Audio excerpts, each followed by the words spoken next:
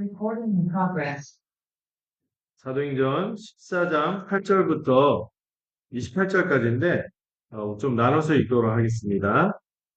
먼저 8절부터 18절까지 먼저 첫 대제에 해당되는 말씀을 살펴보고 차례차례 또 그 말씀을 살펴보도록 하겠습니다. 사도행전 14장 8절부터 우선 18절까지만 먼저 읽도록 하겠습니다. 제가 읽고 또 마지막 18절을 함께 읽도록 하겠습니다. 루스드라에 발을 쓰지 못하는 한 사람이 앉아 있는데 나면서 걷지 못하게 되어 걸어본 적이 없는 자라.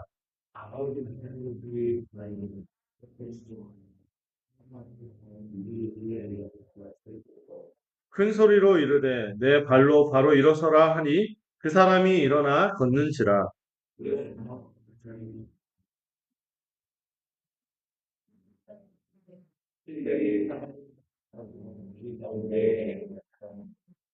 바나바는 제우스라 하고 바울은 그 중에 말하는 자이므로 헤르메스라 하더라.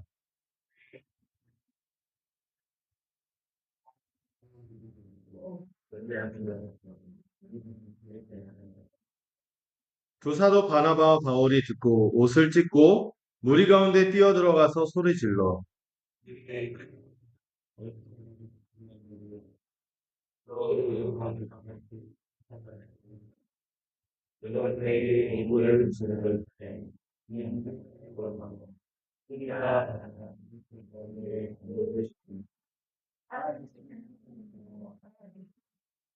하나님이 지나간 세대에는 모든 민족으로 자기들의 길들을 가게 방임하셨으나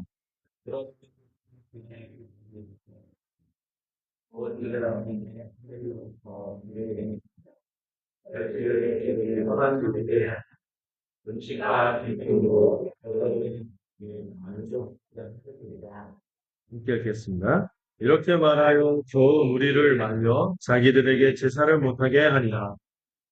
아멘. 네, 오늘 그 설교의 포인트는 헛된 것에서 살아나 계신 하나님께로 돌이키라는 메시지인데요. 먼저 우리가 앞에 보면은 이 오늘 사도행전 14장을 보시면은 어디서 벌어진 일이죠? 루스드라라는 곳에서 벌어진 일인데 이 루스드라라는 곳에서 놀라운 반전이 일어납니다. 이 바울이 나면서부터 걷지 못하던 사람을 고치니까 사람들이 어떻게 하죠? 이 군중들이 그를 신이다 외치며 제사를 드리려고 했는데 그러고 나서 뭐 수개월이 지난 것도 아니에요. 바로 그 다음날 같은 군중이 돌을 들어서 바울을 쳐서 죽이려고 했죠. 거의 죽였어요. 네. 죽은 건지 안 죽은 건지 명확하게 나와 있지는 않나요? 근데 막 거의 죽었다고 판단하고 성 밖으로 내다 던지죠. 어제 화로가 오늘의 돌팔매가 되는 장면을 보고 있는 것이죠. 오늘 18절까지는 이제 환호하는 장면까지 있는데 그 뒤에 보면은 이 군중 똑같은 군중이 분노에 사로잡혀서 바울을 돌로 칩니다. 이 극적인 장면을 통해서 우리가 예배할 때 무엇을 바라보며 예배하는가 이 생각을 좀 하게 되는 거예요. 눈에 보이는 현상을 보고 예배하는가? 아니면 그 눈에 보이는 거, 이 눈에 보이는 현상 너머에 계신 진정한 하나님을 바라보며 예배하는 이 부분을 좀 생각하려고 해요. 이 질문을 좀 우리가 좀 고심해 보면서 복음이 어떻게 헛된 우상을 무너뜨리고 고난을 통과하여 하나님 나라에 대한 공동체를 세우는지 발견하게 될 것입니다. 자, 제가 지금 한 문장으로 이 세 대지를 놓겠어요. 복음이 어떻게 헛된 우상을 무너뜨린가? 첫 대지, 두 번째, 고난을 통과하며, 세 번째, 하나님 나라의 대한 공동체를 세우는 것. 이 세 가지 포인트로 좀 오늘 말씀을 나누고자 합니다. 잠깐 우리가 그동안 살폈던 말씀을 좀 보면은 1차 전도여행, 1차 선교 여정을 보시면은 저 BCD, 그 험난한 타우루스 산맥을 넘어서 안디옥에서 출발해서 BCD 안디옥이라는 데 들렸죠? 죄송해요. 영어로 써라. 저도 좀 빨리 찾기 힘드네요. 영어로 쓰니. BCD 안디옥에서 이고니온 그리고 루스트라로 가는 이 여정을 보죠. 안디옥이 저쪽에 있죠. 서쪽, 동쪽이죠. 동쪽에서 이렇게 올라와서 예, 그 북으로 거기서 기억나십니까? 바예수, 엘루마, 그 서기어 총독. 그 일이 있고 절로 그 밤빌리아 저쪽에서 마가가 떠나고 길이 험하다고 떠나는 것 같아요. 그리고 나서 저기 비시디아 안디옥을 거쳐 다 그 이고니온, 루스드라. 그리고 저쪽을 리카오니아 이렇게 써있네요. 여기 루가오니아. 근데 그 지역 1차 전도의 그 여정을 보고 있습니다. 자, 이 복음 전파하는 가운데 여러분 그 꽃길만 갔나요? 바울 바나바가? 누가 특별히 극렬하게 저항했죠? 유대교의 완전히 골수 유대교, 유대인들이 거세게 이 복음을 반대하는 것을 보고 그런 가운데 오히려 이방인을 향해서 복음을 전파하는 과정을 우리가 살펴보고 있죠. 자, 오늘 첫 대지의 이 말씀은 이 루스라에서 어떤 일이 일어났죠? 바울이 나면서부터 걷지 못한 장애인을 일으키는 놀라운 기적을 이렇게 벌이는 그런 장면을 보게 되죠. 여러분, 이 복음의 능력이요, 단순히 병을 고치거나 문제를 해결하는 데 그치진 않아요. 복음의 진정한 능력은요, 우리가 잘못된 잘못된 예배를 바로잡고 우리가 마땅히 예배해야 할 참된 대상을 바라보게 하는데 복음의 능력입니다. 여러분, 모든 사람들이 난 종교가 없어. 난 믿는 게 없어. 나는 나를 믿을 뿐. 이렇게 말하지만, 나를 숭배하는 대상이 있어. 어떤 사람들은 돈일 수도 있고요. 어떤 사람은 막연한 행복일 수도 있고, 나름의 자기의 우상이 있어. 심지어 자기 자신이죠. 이런 것들이 잘못된 우상숭배입니다. 그 우상숭배에서 돌이켜서 참으로 예배할 네가 누구인지를 바라보게 하는 게 복음의 능력인 거예요. 루스드라에서 일어난 사건은 바로 이 진리를 생생하게 보여주고 있습니다. 먼저 이 루스드라의 기적은요, 말씀을 선포하는 모습을 보여주죠. 그러자 이 남에서부터 걷지 못한 사람이 믿음으로 반응하는 모습이 있었던 것 같아요. 그리고 하나님의 능력이 거기에 덧입혀져서 놀라운 능력이 나타났습니다. 이 바울이 말씀을 전할 때 이 남에서부터 걷지 못하던 사람이요, 그 말씀을 경청했다고 나와 있죠. 예. 이것까지 돌렸어야 되는데 안 돌렸네요. 신이 되었다가 그 다음날 돌에 맞았다. 바울이. 자, 자, 바울이 복음을 전했더니 어떤 사람이 말씀을 경청하고 바울이 그 사람을 보니까 그 아마 영안이 열렸다고. 그 안에 구원받을 만한 믿음이 있다는 것을 발견한 보고 이건 단순히 병이 낫고자 하는 믿음이 아니라 아마 이 장애인이 이 하나님 앞에서 전인격적으로 구원에 이르기를 갈망하는 그 구원에 이루고자 하는 그 믿음을 봤던 것 같아요. 그래서 바울이 그의 영혼 깊은 곳에서 말씀에 반응하는 이 총체적인 구원을 향한 준비됨을 본 거죠. 그가 지금 육신의 질병을 놨지만 그가 저는 여기서 중요한 게 육신의 질병보다 구원에 이르는 믿음을 이미 가졌다는 게 놀라운 은혜가 임한 거죠. 그 은혜를 기뻐하면서 바울이 이것을 그 구원이 임했다는 것을 눈에 보이는 표정으로 일으켜 세운 거예요. 근데 여러분, 이 믿음이 어디서 왔을까요? 그 사람이 스스로 내가 가져야지 믿는다, 믿는다, 믿는다, 믿는다. 이렇게 자기 체면으로 그런 게 아닌 거죠. 바울이 본 것은요, 사람의 노력으로 만들어낸 믿음이 아니었어요. 하나님께서 그의 마음에 이 생명의 씨앗, 이미 심어주신 이 구원에 이르는 믿음이 있음을 본 것입니다. 여러분, 믿음 자체가 여러분들이 믿으려고 해서 믿은 게 아니에요. 배웠죠? 믿음은 하나님의 은혜의 선물입니다. 하나님의 은혜의 선물입니다. 그 은혜의 믿음 위에 하나님의 치유하시는 능력이 임한 것입니다. 여러분, 구원은 처음부터 끝까지 하나님의 은혜예요. 이 지점이 우리가 아무리 복음을 얘기해도 안 믿는 분들이 잘 이해하지 못하는 지점. 또 세상의 종교나 철학이나 모든 세상의 도리라고 하는 것들은 다 자기가 뭔가 해서 액션을 해서 결과를 얻잖아요. 인과관계라고 그러죠. 이런 식으로 접근하니까 이 복음이 말하는 은혜를 이해하기가 어렵습니다. 근데 복음은 은혜, 인과관계를 뛰어넘는. 단지 믿음은 그 은혜를 받는 통로일 뿐 구원의 공로가 될 수는 없죠. 근데요, 이 치유는요, 단순한 기적이 아니면서 이사야 선지자가요, 이사야서 35장 5절에서 6절을 보면 이런 말씀을 한 바 있어요. 예언이죠. 그때 맹인의 눈이 밝을 것이며 못 듣는 사람의 귀가 열릴 것이며 그때 저는 자는 사슴같이 뛸 것이. 이게 무슨 말씀입니까? 메시아가 오면은 이 땅에 구원을 가져오는 메시아, 구원자가 오면은 이 놀라운 기적들이 일어나요. 하나님 나라가 임했다는 표적으로 하나님 나라가 이 땅 가운데 하나님께서 그 은혜 통치를 시작했다는 그 사인으로 놀라운 기적들이 일어날 것이다. 이런 말씀을 주신 바 있었는데 그 예언이 유대 땅에서뿐만 아니라 지금 어디에서 예수님이 승천하고 주가 되시고 나서 땅끝까지 복음을 전하러 이방 땅에서도 이 복음이 선포되고 그 예언이 실제로 루스드라 이 구약의 예언이 실현되는 거예요. 하나님의 나라가 이 땅에 침투하고 있는 표적이며 누구의 통치? 바로 메시아이신 예수님의 통치가 시작되었다는 선포죠. 그래서 우리가 전하는 복음은요 민족 종교가 아니에요. 어, 온 세상을 향한 하나님의 온 세상을 향한 복음의 선포입니다. 그리고 그게 유효하다는 것이 이 나라에서부터 장애를 가졌던 이가 벌떡 일어나면서 그 하나님 나라가 임했다는 사인이 나타나는 거죠. 근데 여러분, 군중의 반응이 엉뚱한 방향으로 흘러가 버렸어요. 네. 그들은 왜 바울과 바나바를 여기 본문에 보면 누구와 누구로 착각했죠? 바나바는 아마 풍채가 좋았고 약간 인품이 좋고 막 이렇게 그랬나 봐요. 수염도 많고. 바울은 좀 사람이 좀 차이했나 보죠. 약간 슬림하고 그랬나 보죠.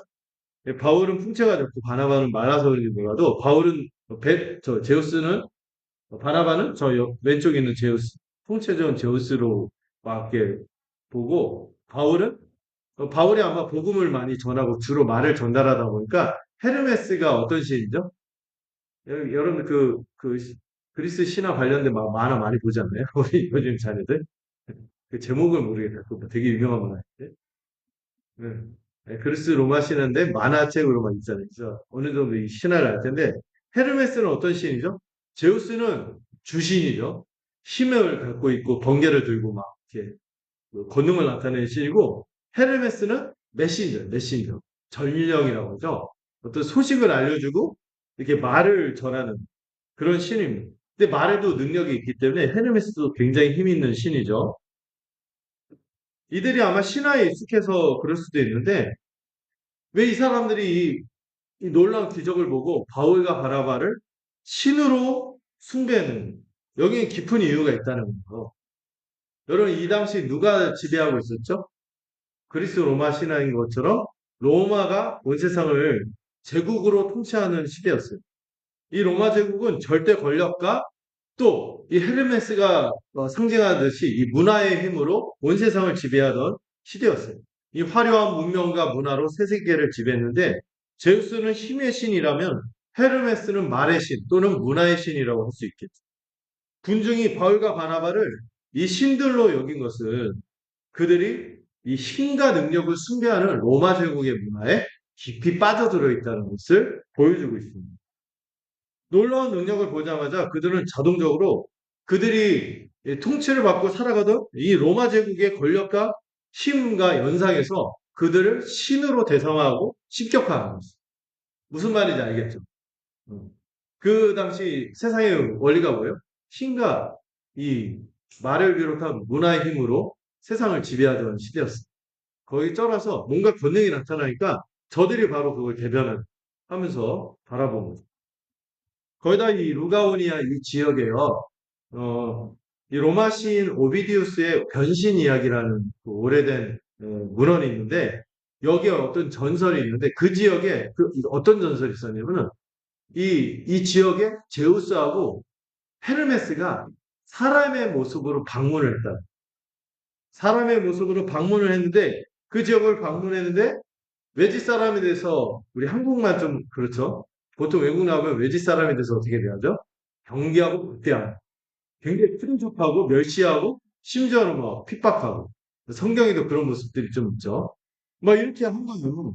그런데 오직 한 노 부부만이 그들을 환대해.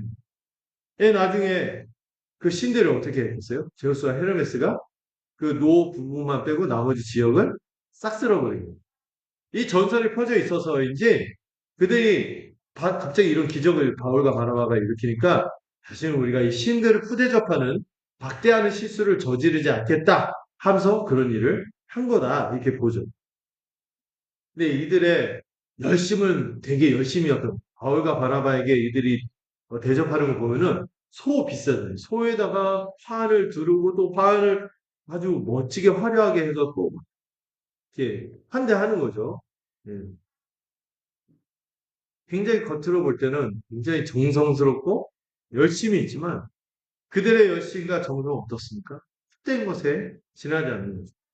안타깝게도 잘못된 대상을 향해서 우상숭배로 그들의 그 빗나간 열심이 폭발한 것입니다. 근데 여러분 이 모습이요. 오늘날도 좀 있어요. 사람들한테 내재돼 있어요. 어떤 힘 있고 어떤 뭔가 먹히는 어떤 문화의 힘으로 이렇게 굉장히 드러나는 것들에 대해서 숭배하고 열광하는 모습이 오늘날에도 있습니다. 네. 이 탁월한 능력을 가진 리더라든지 인플루언서 또 유명인을 맹목적으로 추정하는 무슨 문화? 셀럽 문화 들어보셨죠? 셀레브리티라고 해서. 이 셀럽 문화라는 것들을 추구하는데요. 이것과 비슷한 모습. 그런데요, 여러분 이 셀럽 문화에는 또 같이 따라다니는 함정이 있는 것 같습니까? 셀럽인 줄 알고 막 추종하고 그러다가 그런 사람을, 능력 있는 사람을 신의 자리에 앉히듯이 막 선망하다가 그 사람에게서 어떤 실망스러운 모습을 보면 가차없이 내장해요. 또 사이버 불링이다 뭐 아니면 또는 캔슬 컬처라는 말이 있습니다. 캔슬 아시죠? 취소하는. 이것처럼 한 사람 한순간에 사람을 매장시키는데 여론 재판 완전히 매장하는 거예요. 그래서 가끔 보면 아주 사람들이 열광했던 유명인이 한순간에 어떤 언론에 의해서 나락에 가는 뭐 김수현 사태라든지 뭐 잘못은 했긴 했지만은 약간 잘못된 정보도 많고 그랬잖아요. 이것 때문에 완전히 사람을 완전히 죽일로 만들고 막 그러잖아요. 그 이상. 이런 모습이 비슷한 여기 일어나는 여러분 이 셀럽 문화는 사람이 신의 자리에 앉으려는 현대 바보의 탑인데요. 이런 신격화의 유혹 앞에서 바울과 바나바는 어떻게 반응했을까요? 여러분들 그 연예인병 아시죠? 또 유명해지고 그러면은 괜히 막 사람들이 알아보지도 않는데 사람들이 알아볼까 봐 선글라스 끼고 모자 쓰고 그 촬영하고 그 약간 관종기를 나타내죠. 예, 사람들이 막 이렇게 지목하고 열광하면 은근 좋아하겠어. 아, 부담스러워 이러면서도 예, 그 눈길 안 주고 그러면은 섭섭해요. 바울과 바나바는 그런데 어떻게 반응했을까요? 예. 예, 사람으로서 맞이할 수 있는 최대의 유혹이 이, 그 열광하고 우상화, 자기를 우상할 때 가장 위험한 순간입니다. 그걸 잃어버리면 사람들이 박탈감 때문에 막 어떤 사람은 자살도 하고 그러잖아요. 근데 바울과 바나바는 그것을 즐겼나요? 아니요, 기뻐하지 않았어요. 즐기지 않았어요. 근데 여러분들 안타까운 게요. 많은 사역자들이요. 그가 전한 복음이 영광스러운데 자기 자신이 영광스러운 것처럼 오해해갖고 그가 전한 복음이 귀해서 성도들이 막 그렇게 하는데 그걸 오해해서 자기 영광으로 받아들이는 경우가 있어요. 그러면 안 되는 거죠. 그것 때문에 무너지기도 하고요. 셀럽뿐만 아니라 그 많은 목회자들도 그것 때문에 무너지는 모습을 보여주죠. 많은 분들이 은근히 그 영광을 즐기거나 특히 이 대형 교회나 사람들이 막 좋아하고 막 이러면은 이걸 거부하지 않죠. 그러나 여러분들 오늘 본문에서 바울과 바나바는 어떻게 합니까? 영광을 즐기지 않습니다. 어떻게 했어요? 이 화면에 보이듯이 옷을 찢었어요. 옷을 찢고 너무 슬퍼하며 무리 가운데 뛰어들어가서 외치고 여러분은 어찌하여 이런 일을 합니까? 우리도 여러분과 같은 성품을 가진 사람입니다. 똑같은 사람입니다. 이러서는 안 돼. 여러분들 우리를 숭배해서는 안 돼. 이 옷을 찢는 행위는요.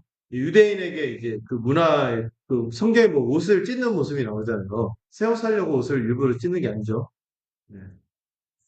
우리 어떤 친구들은 그 핸드폰이 질리면 은근 험하게 뭐 액정 깨지죠. 이렇게 하는데 그런 게 아니죠. 옷을 찢는 행위는 신성 모독에 대해서 극도의 분노와 거부를 표현하는 유대인의 독특한 전통적인 이 표현 방법이에요.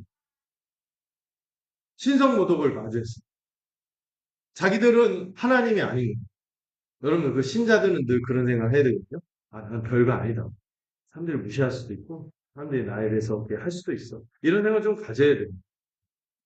근데 막 자기를 신처럼 이렇게 하는 것에 대해서 이걸 인정할 수 없습니다 하고 분노하고 진심으로 거부를 표현하는 행동입니다. 그들은 자기들에게 돌아오는 모든 영광을 단호히 거부했어요. 왜냐하면은 그 영광을 마땅히 받으셔야 할 그 주인이신 하나님을 변호하기 위해서 몸을 던진 거예요. 옷을 찢으면 이렇게 막 맺힌 거죠. 사실 그게 쉽지 않아요. 막 사람들이 막 화환을 들고 손까지 힘겹게 비싸게 아마 교회에 있었을 거거든요. 그 신전이나 제우스나 헤르메스. 그래서 힘겹게 손 끌고 왔고 화환까지 해서 이렇게 하는데 그 호의를 거절하는 게 사실 분위기에 쌓을 수 있어요. 근데 그걸 말을 못하지 않는 거죠. 왜? 오직 누구만 영광? 하나님께만 영광 돌리기 위해서 그렇게 한 것이죠. 오늘날 우리는 옷을 굳이 찢을 필요는 없죠. 그러나 핵심 원리는 동일한 가운데 우리가 적용할 것들이 있습니다. 여러분들 열심히 섬겼죠. 저도 뭐 열심히 섬길 거예요. 막 열심히 섬길 때 때로 결실이 있어요. 열매가 있어요. 그거 그거를 인해서 칭찬이 일어날 때 여러분 우쭐한 마음이 듭니까? 그 혹시 그 영광을 즐기는 마음이 있습니까? 오직 영광을 하나님께 돌려야겠죠. 연예인들 연말에 대상 시상식 때그 입에 빨리 펼쳐 하나님께 영광 돌립니다. 근데 살면 안 그러고 그런 거 말이에요. 정말로 하나님께 영광을 돌리는 마음이 있냐 이거죠. 즉각 하나님께 돌리니까 제가 한 것이 아니라 하나님이 하셨어요. 여러분 이런 마음 가지면요. 사실 우리를 보호하기도 해요. 여러분 뭔가 잘 되잖아요. 우리는 어떻게 될 수 있어요? 쉽게 교만해질 수 있어요.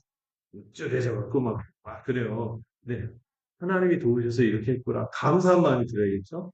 말년도 안전해요. 하나님이 아직 허락하시지 않으셨는데, 물론 한편에서 열심히 안 한 것에 대해서 자책할 수는 있지만, 그러나 너무 좌절할 필요 없어요. 또 하면 되지. 이렇게 하면 할 수 있는 거예요. 오직 하나님께 영광을 돌려요. 제가 한 것이 아니라 하나님이 하셨습니다.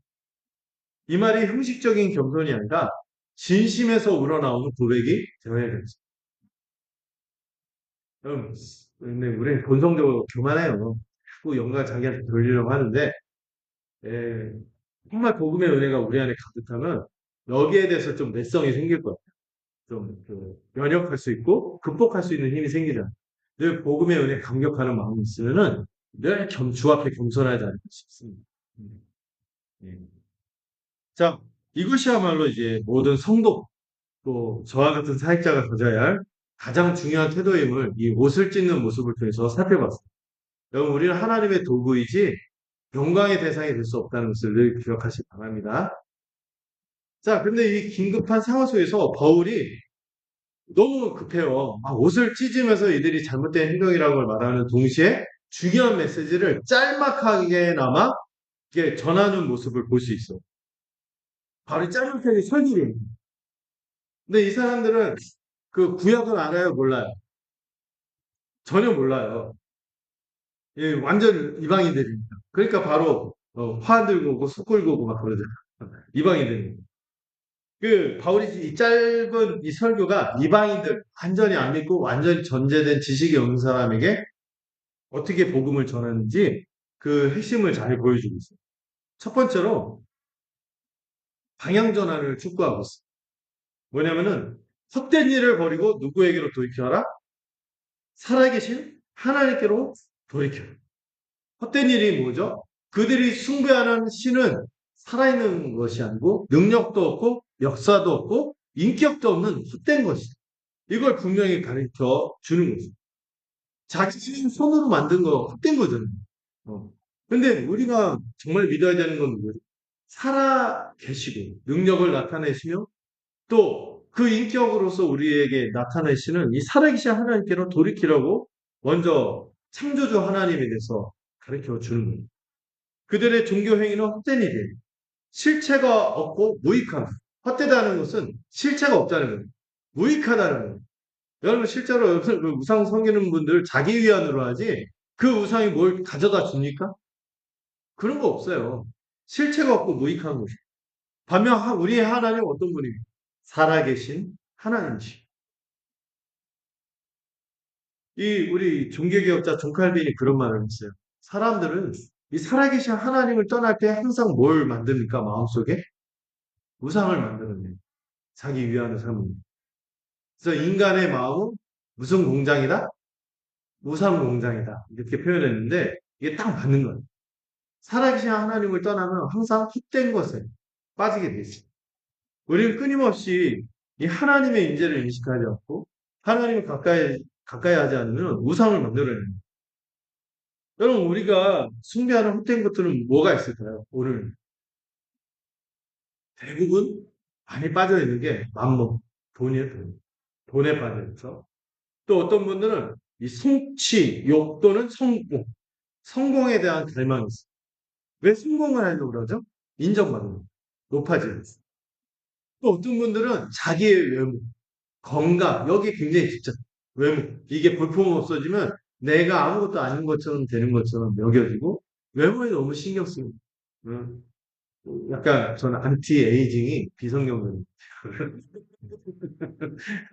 네, 안티 에이징. 아이, 맞아요. 잘 갖고 싶죠. 다른 사람들이 폐 안 끼치려고 하는 거면 괜찮아요. 근데 이거 없으면 내가 뭐 별거 아니고 뭐 은혜가 없고 이렇게 생각하면 이상한 외모 지상주의는 안 되는 거죠. 또 사람들의 인정, 이 인정욕구 이런 것들이 우상이 되는 거예요. 여러분 우스드라 사람들이요 제우스를 섬기고 헤르메스를 섬기는 것과 우리가 이런 것들을 섬기는 것이 본질적으로 다를 바 없다는 거죠. 여러분 이 모든 것들이 다 뭐예요? 헛된 것입니다. 헛된 것. 영원한 만족을 줄 수가 없죠. 생명도 줄 수 없고 진정한 행복도 줄 수 없는 잠시 일시적인 만족을 주는 마약과 같아서 그때는 도파민도 막 하지만은 더 생명을 갉아먹고 더 공고하게 파멸을 이끄는 그런 것들에 불과할 수 있어요. 어떤 그런 것 아무 능력도 없는 것인데 그냥 자기 위안으로 붙들고 있는 그 미련과 집착에 붙들고 있는 그런 것들이 우상이에요. 복음은 이 모든 헛된 것들로부터 돌아서 살아계신 하나님께로 돌아오라고 우리를 초청하는 것이 복음입니다. 두 번째로 참대 하나님의 정체성. 여러분 하나님은 어떤 분이십니까? 사도신경 첫 번째 우리가 어떤 하나님을 고백하죠? 전능하실 뿐만 아니라 천지를 창조하신 창조주 하나님을 고백하는 것입니다. 바울이 소개하는 저 죽은 우상들이 아닌 살아계신 하나님은 누구입니까? 바울이 여기서 설명하고 천지와 바다와 그 가운데 만물을 지으신 창조주 그분이라는 제우스나 헤르메스는 다 누가 만드는 거예요? 인간이 만들어낸 신이죠. 인간의 상상력이 만든 신이에요. 어떤 분들은 이 기독교의 신도 유대교의 신, 이 여호와도 사람들이 만들어낸 거 아니야. 근데 여러분 그 당시 고대 근동의 신화들을 보면은 그런 신화들이 불과하지 않냐 하는데 신화 그런 신화하고요 이 성경에 나타난 신이 너무 달라요. 그 모든 신들 자연에 깃들어 있고 변덕이 심하며 인격도 이상하고 뭔가 우리와 좀 비슷한데 좀 그 괴팍한 그런 신들이라면은 또 그 신들은 자기 그 사람을 그 도구로 삼고 자기에게 먹을 것을 바치게 하는 그런 신이라면 여기 우리 성경에 나타난 하나님은 어떤 하나님? 우리를 넘어서서 그 위에서 초월하신 분으로 그 어떤 신화에서 찾을 수 없는 창조주 하나님이라는 것을 계시하고 있습니다. 온 우주의 주인이시며 유일하신 하나님이시. 여러분 유심전쟁에서도 그런 거 배웠죠. 여러분 게임 개발자가 게임 안에 있을 수 있어요? 없죠. 그, 이 만들어놓은 세상 그 너머에 있는 존재만이 이 세상을 존재케 할 수 있는 그런 분으로서 절대자가 있다는 이런 거는 성경에서만 발견되는 개념입니다. 참된 하나님, 창조주 하나님인 것을 이 바울이 이 변증의 형식으로 말하고 있는 것이죠. 세 번째로 어떤 증거를 대죠? 이 불신자들한테, 이방인들한테 일반 은총으로 증거를 하는데 하나님은 늘 여러분들이 바로 눈으로 볼 수는 없지만 직관적으로 깨달을 수 있고 어떻게 깨닫냐 하나님이 늘 자신을 증언해 오시죠. 어떻게 하냐 구약을 전혀 모르는 이방인을 향해서 그들의 삶 속에 나타나는 증거로 제시하는데요. 그분은 하늘로부터 비를 내리시고 결실의 때를 허락해 주셔서 정확하게 그 결실의 때가 될 때 이거를 공급해 주시고 운행하시는 보존하시고 섭리하시고 그 운행하시는 그런 하나님의 이 선한 어떻게 인간을 위해서 이런 삶의 환경이 딱딱딱딱 들어맞냐 이거죠. 여러분 이것도 유심전쟁에서 배웠는데 미세조정 배웠죠. 지구의 기울기가 조금만 틀어져도 지구가 인류가 살 수가 없대요. 그 기본 평균 기온도 마찬가지고 또 이 원소나 막 이런 것들이 움직이는 속도가 있는데 이게 조금이라도 어마어마한 숫자에 5천만이 어마어마한 숫자의 이 정교함으로 딱 세팅되는데 이게 조금만 안 맞아도 물질이 결합이 될 수 없거든요. 어떻게 이런 것들이 다 하나하나 조정이 될 수 있죠? 미세 조정. 영어로 파인 튜닝이라는데 어떻게 이런 것들을 다 세팅하냐. 하나님께서 이렇게 일일이 선한 손길을 베푸실 수 있냐. 이런 것을 통해서 창조주께서 자신을 증언하셨다. 그들이 알아들을 수 있도록 변증하면서 아마 이 형식이 아마 미세조정 형식으로 얘기합니다. 때가 되면 힘을 주시고 비를 내리시고 결실의 때 딱딱 1월 정신이 딱 이렇게 세팅이 돼서 움직이는 천체가 이렇게 움직이는 밀물 썰물 딱 보면은 태양계 봐도 여러분 지구 옆에 달이 있잖아요.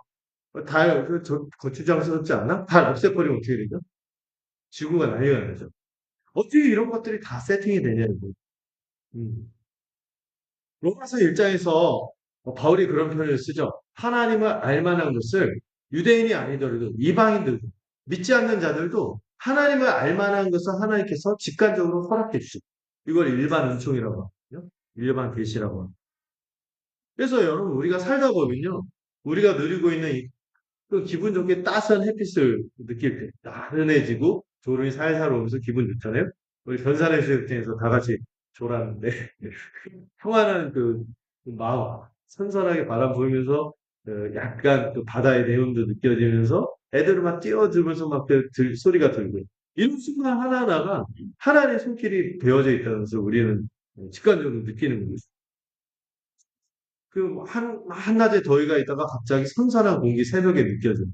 그때 커피를 내릴 때 사각사각 하는 소리와 더불어 커피 한 쫙 퍼지고 이렇게 뭔가 이렇게 목이 좀 커피를 축일 때 그 미각과 함께 향이 쫙 퍼질 때 이 모든 것이 다 이면에 누가 있어요? 하나님의 따뜻한 손길이 있는 것이. 맛있는 음식을 먹으면 기쁨을 누리고 우리가 이 생생함을 누리는 게 이 전능하신 하나님의 창조주의 손길이 없다면 어떻게 유지가 될 수 있겠습니까? 이게 일반 은총입니다. 산상수훈에서도 그렇죠. 하나님은 의인이나 악인이나 동일하게 해와 비를 베풀어 주시니 이런 하나님, 이 창조세계는 이 하나님의 선하심을 증거하는 일반 은총이라는 모든 사람이 창조주를 알 수 있는 알만한 명백한 증거라는 이런 식으로 복음을 전하는 바울이 변증의 형식으로 이렇게 복음을 전하는 지혜로운 접근을 보여주고 있죠. 여러분, 이 참된 복음을 통해서 우리는요, 우리 자신을 높이지 않고, 여러분, 그 일반인들도요, 저도 옛날 불신자 어떤 선생님을 봤는데, 그분이 그래요. 나는 사실 종교가 없지만은 가끔 신에게 감사하고, 내 삶이 막 가정이 이렇게 하고 애들하고 평안한 순간 할 때, 정말 내가 신에게 감사함을 느낄 때는, 이런 얘기를 하더라고요. 불신자조차도 그것을 막 느끼는 순간이 있다는 그때 인간으로 하여금 대자연을 마주할 때, 저그 파미르 공원 갔을 때 진짜 어마어마한 그 자연 풍광을 보면서 압도됐거든요. 세계 지붕. 이런 것을 볼 때 우리는 겸허해서 창조주 하나님을 높이게 되며 세상에 헛된 것들이 아니라 눈을 돌려 살아계신 하나님을 문득문득 깨닫고 바라보도록 하는 거죠. 여러분, 그런데 이 복음은요, 그런 일반 은총 정도가 아니라 특별한 계시입니다. 정말 살아계신 하나님을 바로 알 수 있어요. 인격적인 그 하나님, 전능하신 하나님을 보도록 하는 복음입니다. 이 복음을 통해서 우리는 헛된 것을 버려야 돼요. 어떻게 버려야 될까요? 여러분, 우리가 이 일반 은총뿐만 아니라 우리가 성경에 나타난 하나님을 통해서 우리의 마음을 돌이켜야 되는데 이 헛된 것을 버려야 되겠죠? 구체적으로. 먼저 여러분들이 이 하나님 앞에서 우리의 시간을 바로 쓰고 있는 이 시간을 점검하죠. 여러분 한 주간 우리의 시간 중에서 어디에 가장 많이 썼는지 생각해 봅니다. 여러분이 어쩌면 그 시간이 헛된 데 쓰고 있다면 그것이 여러분들에게 실제 우상이 되고 있는 거예요. 우리가 시간을 가장 많이 쓰는 곳에 우리의 보물이 있고 우리의 신이 있는 곳이에요. 헛된 우상이 있는 거예요. 두 번째로 마음을 점검해야겠죠. 여러분, 내가 이거를 안 해버리거나 이거를 잃어버리면은 두렵게 하는 거. 그게 살아계신 하나님이 아닌 헛된 우상이 될 수 있어요. 그 두려움이 가리키는 것이 우상입니다. 우리가 가장 집착하고 이거 없이는 나는 살 수 없어. 이거 없이는 내가 내 일상을 유지할 수 없어. 이렇게 생각하는 것이 하나님이 아니라 그 무엇이라면 그것이 하나님보다 중요해졌다면 우상이 된 겁니다. 셋째로 대체도 우상이 될 수 있어요. 여러분, 그렇게 집착하던 우상을 단순히 버리거나 비우기만 한다고 우리가 하나님께 가는 게 아니죠. 그렇게 비우면은 한 귀신이 떠나면 몇 귀신이 들어요? 일곱 귀신이 들어오듯이 더 큰 우상이 들어오죠. 그래서 여러분, 적극적으로 어떻게 돼요? 그 우상의 자리에 누구를 모셔야 돼? 우리 창조주 하나님을 모셔야 되는 거죠. 그럼 그 창조주 하나님을 모시기 위해서 우리가 어떻게 해야 돼요? 날마다 여러분 아침을 뭐로 시작해야 될까요? 묵상과 예배로 시작했지. 음. 아침에 그걸 돕기 위해서 제가 복음카드도 보내고 성경을 읽도록 하고 또 여러분들 나름 성경 읽기나 기도를 할 수도 있고요. 나름의 개인의 여러분 공예배 말고도 개인의 예배가 이 공예배에서 꼽혀야 해요. 그래서 아침마다 묵상하는 것을 하면 좋지 않을까 싶어요. 그리고 일주일에 한 번씩 돌아오는 이 주일을 안식일처럼 생각하면서 주일을 거룩하게 지키는 이 주일 성수를 여러분들 이 거룩한 삶의 패턴으로 받아들이죠. 여러분 이 십계명 중에서도 이 십계명이 다 보편적인 것들이거든요. 주님 하나님 나라 백성으로 살아가야 될 보편적인 삶의 규정인데 그 주님 오실 때까지 지속되고 어떤 것들은 주님 오시고 나서도 계속 지킬 텐데 우리가 이미 아직의 삶에서 매일이 안식이 나중에 주님 오시면 매일이 안식일이 되겠지만 우리가 이 세상에서 이미 아직의 세상에서 생을 유지할 때 뭐를 지켜야 돼요? 이 거룩한 삶의 패턴이 주의를 지키는 안식의 패턴을 지키는 게 되게 중요한 것이죠. 그래서 안식일을 주의를 거룩하게 지키셔야겠죠. 그렇게 할 때 이 우상이었던 것을 우리가 하나님께 헌신할 수 있는 이 틀이 유지가 됩니다. 또 여러분들 우상이었던 것들 있다면 하나님께 헌신하는 방법을 쓰면 어떻겠어요? 여러분 보면은 삶의 규모를 볼 때 가계부를 쓰면 알게 될 거예요. 내가 어디에 돈을 많이 쓰는. 이 돈을 쓸 때 내가 우선적으로 어디에 배치하는. 우선적으로 여러분들 헌금하는데 우선 하나님의 것을 먼저 떼드리고 그리고 우리의 일상을 유지하고 있으니까 우리의 일상을 다 하고 나서 남은 것들로 그냥 이렇게 할 수 있고 없고 이렇게 판단하고 있어요. 이 헌금의 부분에서도 우리가 돈에 있어서 살아있는 하나님을 섬기고 있는가 점검을 해보고요. 시간도 마찬가지. 시간 하여 아유 나 시간 나는 내 삶이 너무 지루하고 늘 이렇게 하고 있어. 새로운 게 없어. 이러고 있다면 여러분 우리의 시간 헛수로 쓰고 있잖아요. 정말 의미 있는 섬김의 시간으로 나를 던지고 있는지 점검할 수 있고. 여러분 나는 능력이 있어 유능해 하고 교만해지고 있다면은 그런 것이 아니라 그 능력을 가지고 나를 자랑하는 것이 아니라 어디에 써야 돼요? 내가 그 능력을 가지고 누군가의 어떤 재능과 은사를 가지고 내가 섬기는 데 쓰고 있는 또 주의 일에 사역하는 데 내가 이걸 쓰고 있는가 돌아보는 거예요. 능력을 갖고 있으면 교만이 되죠. 베풀 때 다른 사람을 섬기고 사역을 행하고 할 때 주님께 영광이 될 줄로 믿습니다. 음. 여러분 우리가 찬양과 인정을 받는 순간에 바울처럼 옷을 찢을 준비가 되어 있나요? 아니면 은근히 자기 숭배에 늪에 빠져서 그 영광을 즐기고 있습니다. 여러분의 시간과 마음을 가장 많이 빼앗는 현대 제우스는 무엇이 있을까요? 근데 이 복음을 전하는 길은 결코 쉽지 않았던 겁니다. 지금 바울이 이런 헛된 우상에서 돌이켜서 살아계신 하나님께로 돌이켜라 이렇게 복음을 전했는데 그랬을 때 그 당시 분위기는 좋았던 것 같습니다. 그랬던 그 날과 다르게 그 다음 날은 돌팔매로 돌아오는 모습을 그 다음 단락에서 보게 되겠죠. 이 거절과 고난 앞에서 사도들이 사실 갑자기 이렇게 반이 바뀌어버리면 낙심할 만하잖아요. 근데 바울과 바나바가 절망했을까요? 여기서 어떤 놀라운 반전이 일어나는데 그 부분을 우리 한번 이 본문을 통해서 살펴보거든요. 자, 19절부터 22절. 자, 19절부터 22절까지 여러분들 함께 한 목소리로 읽도록 하겠습니다. 시작!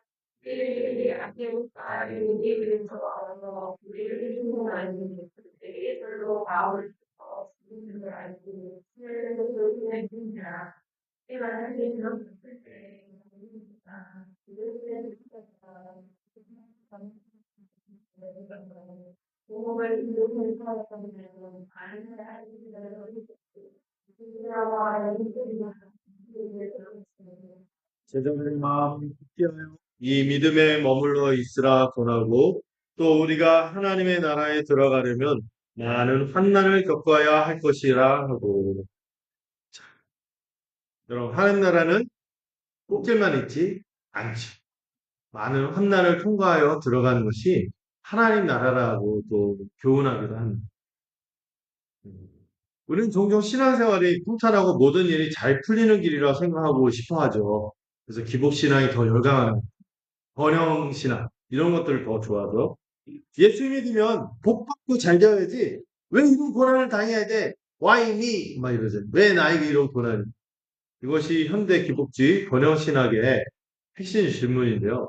그러나 성경은 그렇게 말하지 않죠. 특히 오늘 보면은 그 생각이 얼마나 위험한 착각인지를 분명하게 보여줍니다.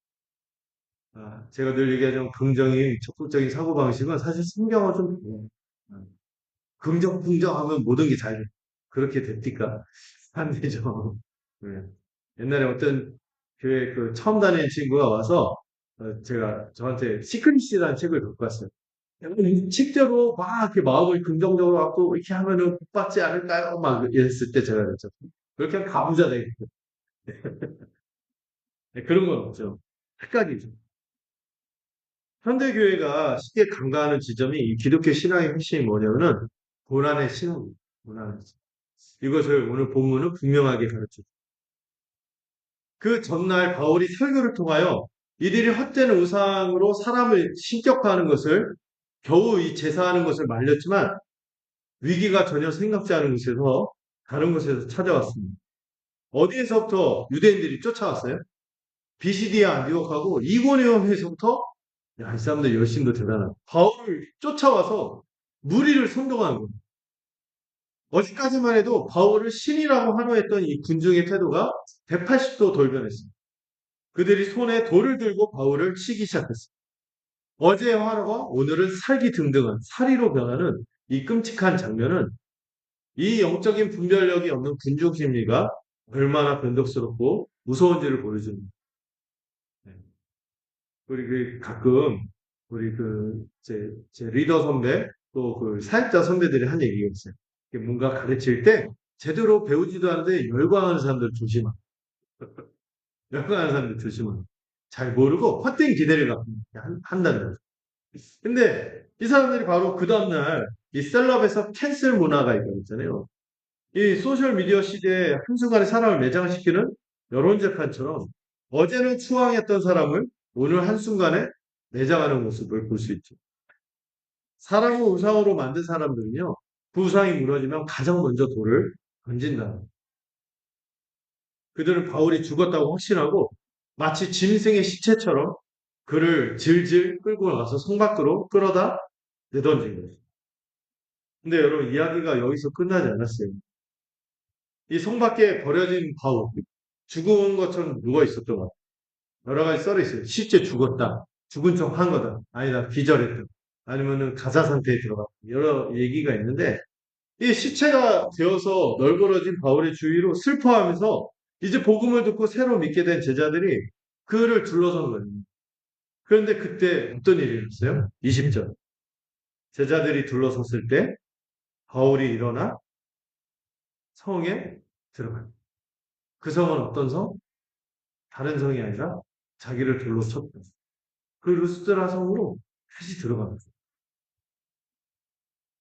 여기서 일어나다라고 번역된 이 헬라어 단어 여기에 써놨는데 아나스타스라는 건데 이게 굉장히 중요한 단어예요. 언제 쓰였냐면은 신약 성경에서 부활을 의미할 때 썼던 단어. 물론 여기서 바울이 실제로 죽었다가 부활했다 이렇게 말하는 건 아니에요. 본문은 그렇게 표현하진 않거든요. 근데 누가가 여기서 누구하고 누구의 모습을 매칭하는 거예요? 예수님과 바울의 모습을 신학적으로, 문학적으로 이렇게 매칭하는 거죠. 그리스도에 죽었지만은 그가 능력을 부활하는 것처럼 사도 바울의 삶도 매일매일 주님 안에서 죽고 자기를 죽이고 또 다른 환난과 핍박으로 죽는 것 같은 상황이지만 다시 일어날 수 있다는 것을 보여주는 거죠. 이 놀라운 문학적, 신학적 대칭인데 여러분 바울의 설교의 시작이 한 남에서부터 걷지 못한 사람을 믿음으로 일으켰었잖아요. 근데 그의 설교의 클라이막스가 어디에서 벌어지나요? 그 자신이 돌에 맞아 죽은 것처럼 널브러져 있었는데 그 사도 자신이 믿음으로 다시 일어나는 큰 기적으로 마무리되는 거죠. 이것은 단순한 회복이 아닙니다. 그리스도의 죽음과 부활의 능력이 그의 사도 또한 신자인 우리를 통해서 나타난다는 것을 보여주는 상징적인 사건입니다. 여러분의 삶에 고난이 있을 때 그 고난이 끝이라고 여기죠. 고난이 끝이 아니라 하나님이 일으키시는 능력의 시작점이 된다는 것을 기억하시기 바랍니다. 근데 더 놀라운 게 뭔지 아세요? 그가 일어나서 아유 살았다 하고 딴 데로 도망친 게 아니라 자신을 돌로 쳤던 바로 그 성에 다시 들어갔다는 거예요. 참 이게 상상이 안 되지 않습니까? 그 증오가 가득하고 자기를 살이로 해서 자기를 쳤던 사람들. 이 사람들을 향해서 다시 들어간 거예요. 아무 일도 없었다는 듯이 들어간 거죠. 그리고 그 다음날 어떻게 했어요? 거의 중상을 입었을 텐데도 그 몸을 이끌고 아무 일도 없었다는 듯이 더베라는 곳에 가서 또 복음을 전하는 바울의 모습을 볼 수 있습니다. 심지어 그 후에 더 안전한 길로 귀환하지 않고 여러분 그 뒤에 계속 본문을 보면은 또 어디로 가요? 루스드라 자기를 쳤던 루스드라 자기를 선동하고 죽이려고 했던 유대인들이 그득그득한 이고니온과 안디옥으로 다시 돌아가요. 왜 이렇게 돌아갔을까요? 왜 이런 무모해 보이는 선택을 했을까요? 바울이? 누구 때문에 이렇게 다시 돌아갔을까요? 루스드라, 이고니온, 안디옥, 비시디 안디옥. 돌로 치고 자기를 증오하고 어깨빵하고 막 별일을 다 벌어지는 이곳에 왜 그는 다시 돌아갔을까요? 누구 때문에? 새로 믿게 된 제자들을 믿게 하기 위해서.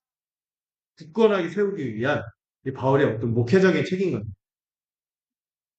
예. 그 복음 전파자로서 또 사역자로서 목회자로서의 이 책임감으로 죽음을 두려워하지 않고 용기 있는 사랑의 모습으로 그 자기를 핍박하고 환난 있는 성으로 돌아가는 것입니다. 그리고 여러분 22절이 절정이고요.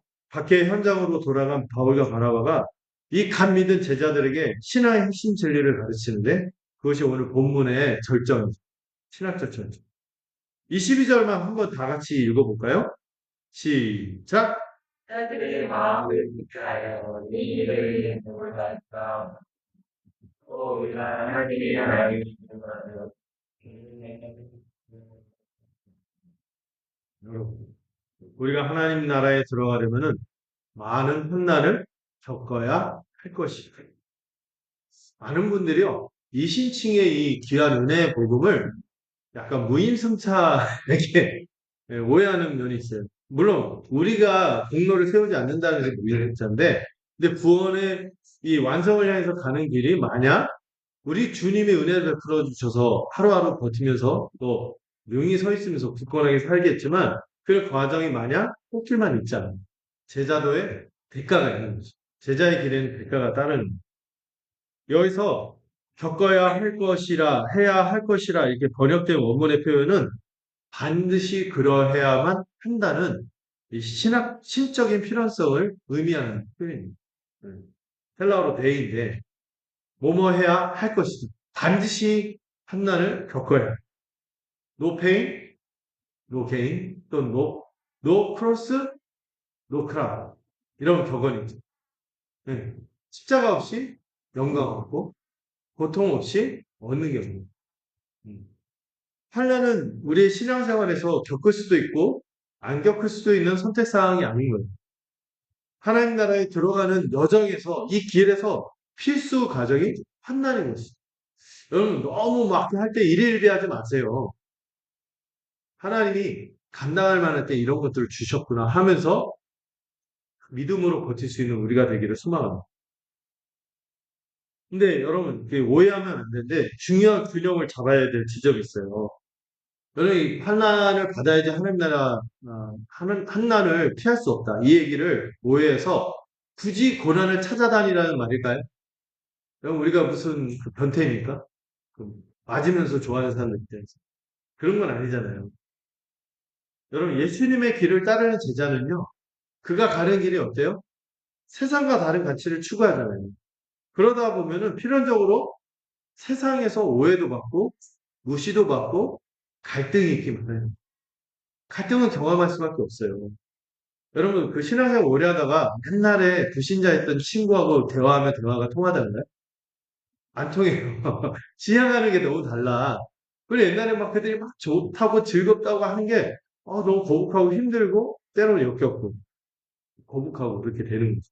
음. 왜냐면 우리가 가는 길이 다르기 때문에.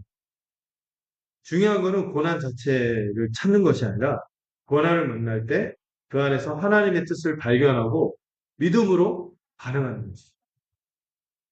또 우리가 고난을 잘 분별할 수 있습니다. 고난을 구별해야 되는데 여러분 부당한 고난에는 어떻게 됩니까? 정의롭게 항변할 수 있어요. 불이나 학대나 억압으로 인한 고난은 그거는 하나님의 뜻이 아닙니다. 우리는 그런 고난 앞에서 침묵하지 말고 정의를 외칠 수도 있어요.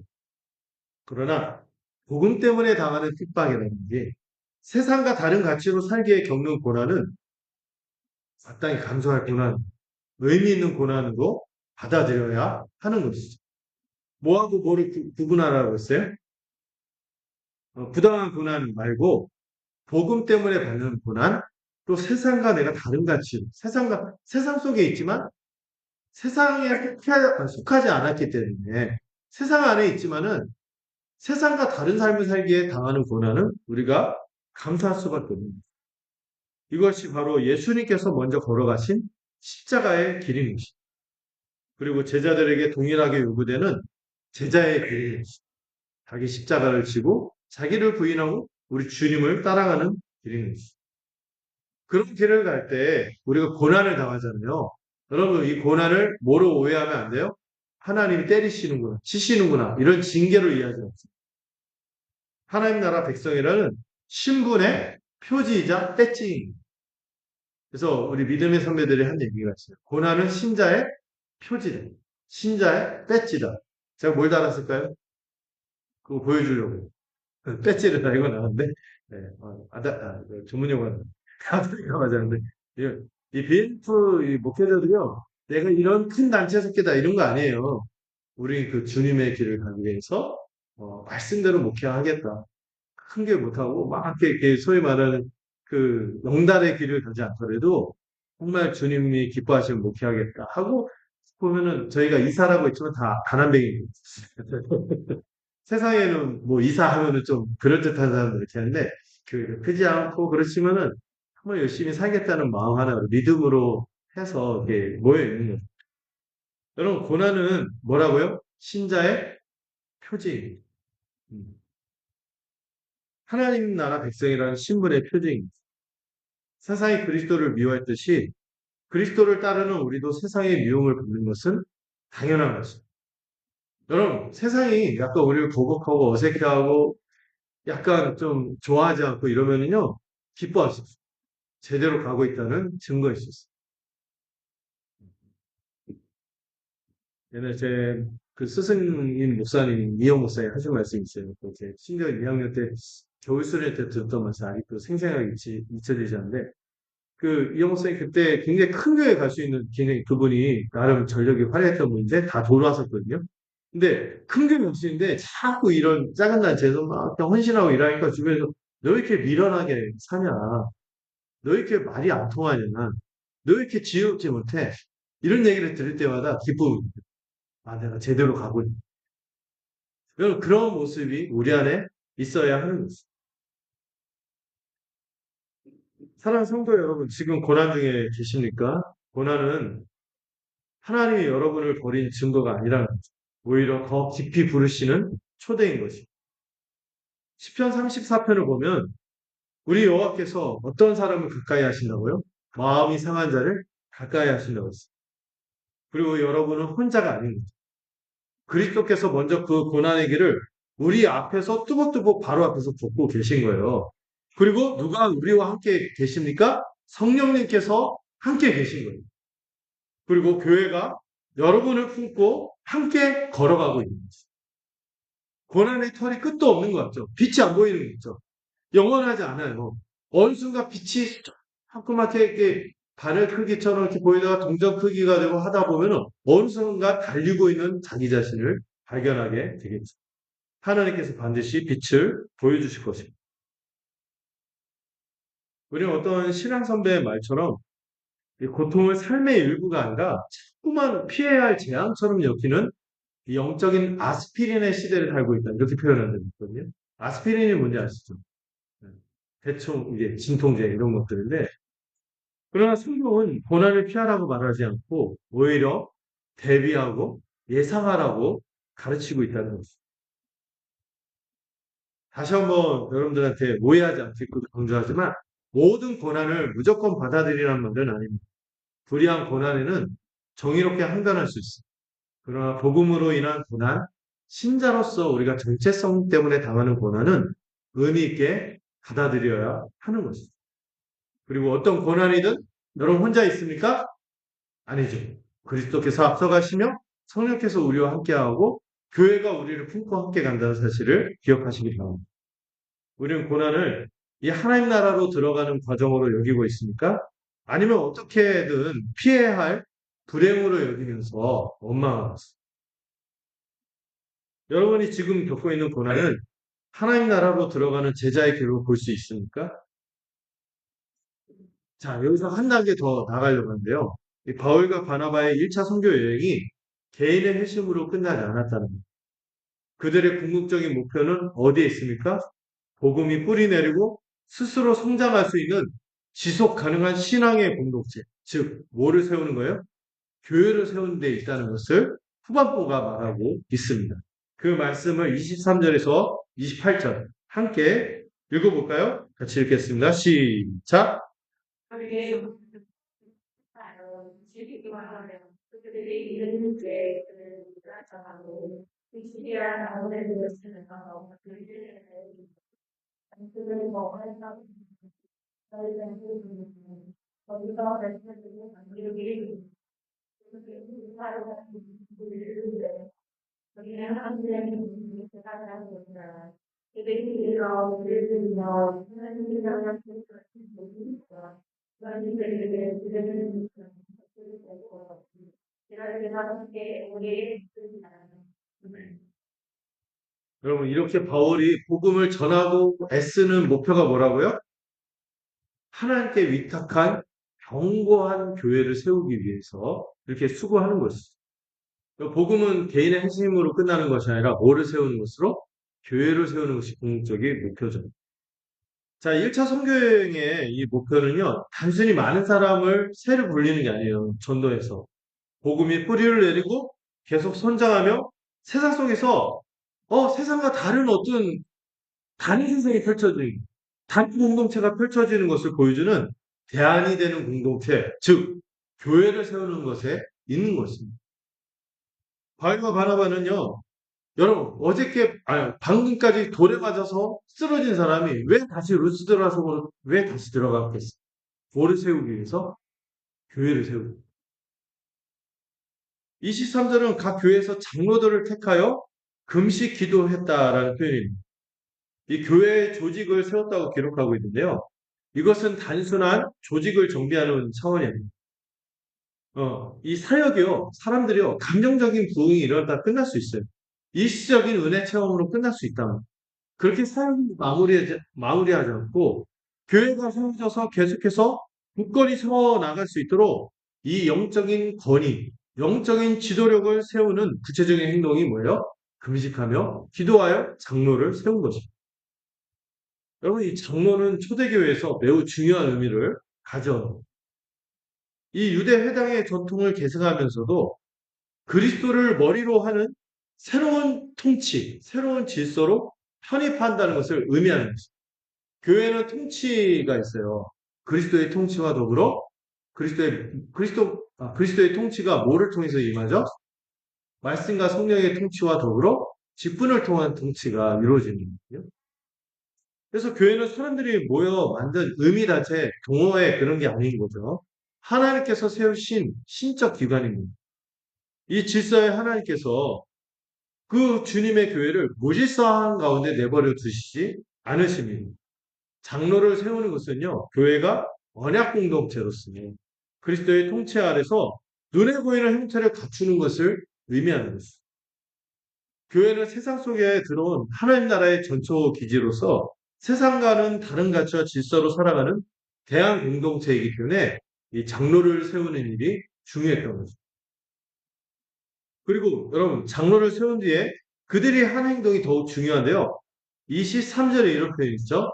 그들이 믿는 주께 그들을 뭐 했다고요? 위탁하고. 제가 기도할 때 위탁합니다. 위탁합니다. 이런 표현을 많이 쓰잖아요. 위탁이 뭐죠? 네, 맡긴다는 표현이에요. 근데 이 단어가요, 그냥 맡기는 정도는 아니에요. 이 단어는 예수님께서 십자가 위에서 아버지여 나의 영혼을 아버지께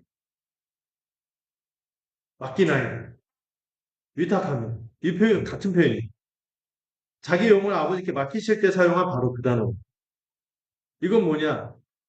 내가 통제할 수 있다는 것을 다 내려놓고 나의 염려를 완전히 내려놓고 교회의 참된 주인이신 주님께 모든 것을 맡기는 완전한 신뢰의 표현입니다.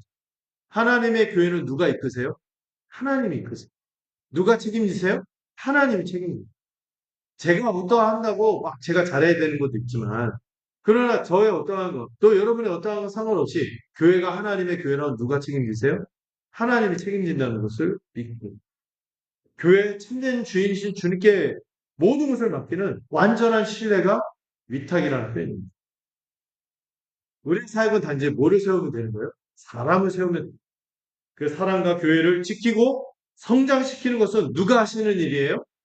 자라가게 하시고 세워가시는 것은 주님이 하시는 일. 이걸 믿는 일임을 믿는 것이 위탁이라는 표현입니다. 그래서 우리가 중요한 진리를 생각하고 저도 많이 묵상하게 되는데요. 여러분 우리가 교회로 이렇게 모여있지만 우리의 모습이 완전한가요? 좀 부족해요. 좀 이상한 모습도 있고 불완전할 수도 있어요. 저도 불완전하고요. 나중에 우리 가운데 이제 장로님도 세워지고 집사님도 세워질 텐데 불완전할 수 있어요. 성도들도 불완전하고 이상할 수 있어요. 죄인의 공동체니까. 그래서 우리는 교회 때문에 실망할 수도 있어요. 상처받을 수 있고 때로는 등을 돌리는 모습도 나타나기도 하죠. 그러나 교회의 불완전함에도 불구하고 우리가 교회를 주님께 위탁할 수 있는 이유가 뭡니까? 교회는 그리스도께서 피로 사신 그분의 몸이기 때문에. 교회의 주인은 사람인가요? 아니지. 그리스도입니다. 교회를 완전하게 만드시는 분도, 교회를 지키시는 분도, 교회를 성장시키는 분도 오직 주님 한 분이십니다. 그러면 우리는 교회 지금 나타나는 불완전함 때문에 절망하거나 실망하지 않습니다. 오히려 그 불완전한 교회를 누구에게 맡기는 거예요? 안전하신 주님께 맡기고 주님께서 주님의 교회를 반드시 완성시킬 것을 신뢰하는 것입니다. 이것이 교회에 대한 소망입니다. 다만 우리가 뭐 하면 돼요? 은혜 붙잡고 있으면 돼요. 말씀 붙잡고요. 말씀의 통치를 순종하려고 했고 또 주께서 세우신 일꾼들이 있다면 그 직분자들이 있다면 거기도 부지런히 순종하면서 소망하면서 살아가는 거예요. 여러분 이 모든 사역을 마친 그들이 마침내 그들을 파송한 교회였던 비시디아 안디옥이 아니라 수리아 안디옥에 돌아왔습니다. 그리고 그 교회의 성도들을 모아서 선교 보고를 하는 모습이 나와요. 그 보고의 핵심 내용은 뭘까요? 우리가 이런 성과를 냈습니다. 이런 놀라운 일을 했습니다. 이게 아니죠. 보고의 핵심은 두 가지였어요. 첫째, 뭐예요? 하나님이 함께 행하신 모든. 여러분, 이 선교의 주어는 우리가 아니라 누구라고요? 네, 일부를 크게 썼죠. 하나님이시고. 바울과 바나바는요, 자신들이 하나님의 위대한 사역에 쓰임받은 도구임을 분명히 한 것이죠. 그들이 참 그 목숨 걸고 죽음을 사선으로 그런 위대한 일들을 했음에도 불구하고 그걸 자랑하지 않고 뭘 자랑했어요? 하나님이 함께 하셨 그걸 자랑하는 거죠. 하나님이 모든 일을 하셨 모든 사역의 주권은 하나님께 있는 것입니다. 둘째 뭡니까?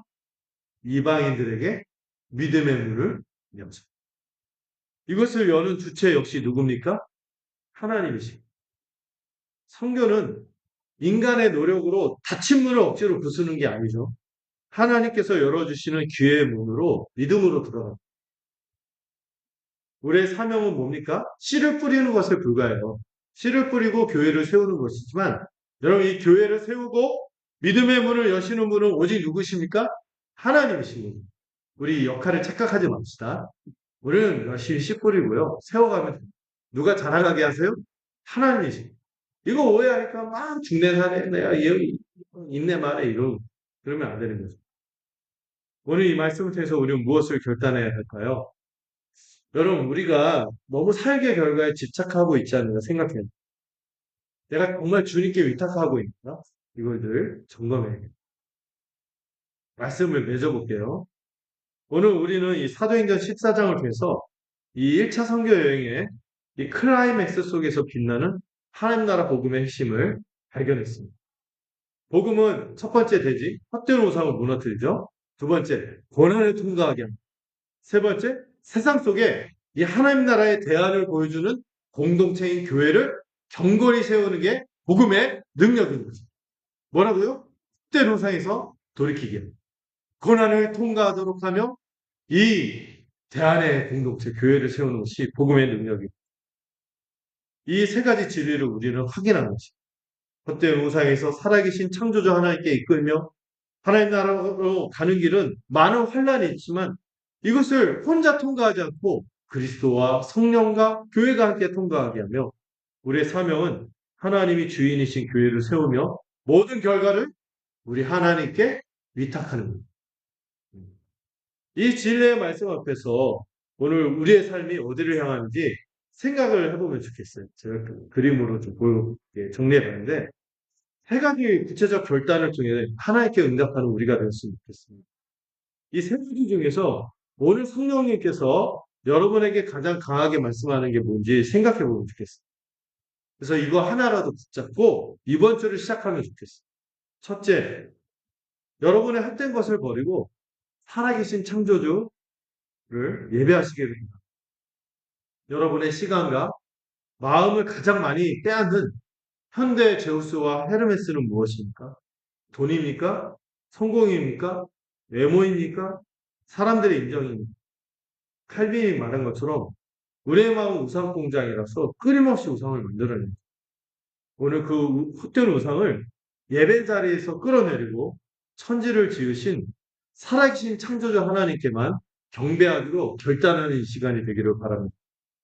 그래서 지난주 여러분의 시간 사용을 점검해보세요.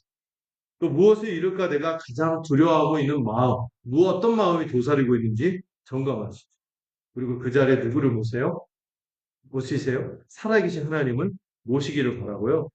그래서 하루를 예배로 시작하는 주일마다 돌아오는 이 시간에 귀히 여기고 헌신하는 여러분들 되기를 바랍니다. 둘째로 여러분의 고난을 하나님 나라로 들어가고 있는 과정으로 받아들이십시오. 삶의 어려움에 처할 때 왜 나에게 이런 일이 이걸 묻기보다 이 환란을 통해서 내가 지금 하나님 나라로 들어가는 제자의 길을 뚜벅뚜벅 걷고 있구나. 이걸 확신하면서 관점이 바뀌는 여러분들이 되었으면 좋겠어요. 이를 신뢰하고 믿음 위에 굳게 서시길 바랍니다. 고난은 저주가 아닌 겁니다. 우리를 영광으로 이끄는 하나님의 통로인 것이죠. 고난은 뭐라고요? 여러분의 배지. 하나님 나라 백성으로서의 신분의 표지라는 것을 기억하십니다. 그러나 오해하지 말라 했어요. 고난을 일부러 찾아다니는 그런 거 하지 말고 부당한 고난에 항변할 수도 있어요. 복음으로 인한 고난에 의미 있게 받아들이고 또 혼자 있지 않다는 것을 기억하시기 바랍니다. 셋째, 여러분의 삶의 결과를 누구에게? 우리 하나님, 주님께 온전히 위탁하십시오. 내 힘으로 닫힌 문을 열려는 조급함과 불안함은 불안한 마음을 내려놓으시고 하나님께서 여러분의 삶에 가장 좋은 때에 믿음의 문을 여실 것을 신뢰하면서 오늘 여러분이 있어야 할 기도와 순종의 자리를 지키시기 바랍니다. 교회의 불완전함에 실망하지 마시고요. 교회는 하나님이 자기 피로 사신 교회이며 그리스도께서 피 흘려 사신 몸이시니 그분이 완성하실 것을 믿기에 우리는 씨를 뿌리고 누가 자라게 하신다고요? 주님이 자라게 하실 것을 믿으시기 바랍니다. 이 말을 좀 덧붙이고 싶은데요. 사랑하는 여러분, 이 세 가지 결단을 제가 여러분들한테 말씀드렸지만 솔직히 고백할게요. 잘 못 지킬 거예요. 그런 모습이 있을 거예요. 내일 아침이면 또다시 우상 앞에 예, 돌이켜 있고 고난 앞에서 원망하는 자신, 결과에 집착하는 우리 자신을 보게 될 것이죠. 그러나 그때 절망하지 마세요. 우리가 넘어져도 십자가의 은혜가 우리를 다시 일으키실 것입니다. 우리가 실패해도 그리스도의 의가 우리를 덮을 거예요. 우리가 연약해도 성령께서 우리를 붙드실 것입니다. 이것이 우리가 믿는, 붙들고 있는 복음인 것입니다. 우리의 노력이 아니라 하나님의 은혜인 것입니다. 우리의 힘이 아니라 그리스도의 능력인 것입니다. 그러므로 담대히 일어나 다시 한 걸음 내딛는 우리가 됩시다. 은혜가 우리를 지탱할 것입니다. 여러분, 바울처럼 담대히 외쳐볼까요? 세상의 헛된 일을 버리고 손질을 지으신 살아계신 하나님께 돌아오십시오. 그게 세상을 향해서 증거하는 여러분이 되시길 바랍니다. 비록 그 길이 많은 환난을 겪어야만 하는 좁은 길일지라도 두려워하지 않는 여러분들이 되시길 바랍니다. 또한 여러분이 혼자가 아닌 것을 기억하세요. 우리 힘으로 가는 길이 아니라 하나님께서 친히 이방인들에게 믿음의 문을 여셨다고 바울이 보고했듯이 우리가 가는 길은 은혜의 길인 것입니다. 이 믿음으로 헛된 우상을 버리고 고난을 통과하며 하나님 나라에 대한 공동체인 교회를 세우고 지키는 우리 모두가 되기를 주님의 이름으로 축원합니다. 기도하겠습니다. 하나님 아버지, 오늘 우리에게 복음의 능력을 보여주셔서 감사드립니다. 우리의 마음이 우상 공장임을 고백합니다. 칼빈의 고백처럼 우리는 끊임없이 헛된 것을 만들어 숨겨왔습니다. 오늘 그 우상들을 버리고 살아계신 창조주께로 돌아옵니다.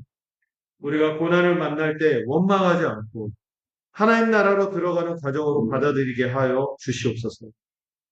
고난 속에서도 우리는 혼자가 아님을 기억하게 하여 주시옵소서. 그리스도께서 먼저 가신 길이며 성령께서 함께 하시는 길이며 교회가 함께 걷는 길임을 믿도록 붙들어 주시옵소서. 또한 우리의 성김과 사역과 삶의 결과를 주님께 온전히 위탁합니다. 교회의 불완전함에도 불구하고 그리스도의 피로 사신 교회임을 믿고 기억하며 신뢰하고 주님께서 완성하실 것을 믿습니다. 하나님께서 열어주시는 믿음의 문으로 담대히 들어가는 우리가 되도록 이끌어 주시옵소서. 우리가 넘어져도 십자가의 은혜가 다시 일으키고 또 우리가 실패해도 그리스도의 의가 덮어주시며 우리가 연약해도 성령께서 붙으시는 그 은혜를 날마다 경험토록 우리와 함께하여 주시옵소서. 예수님의 이름으로 기도드렸습니다. 찬송가 500기자 함께 찬양하도록 하겠습니다.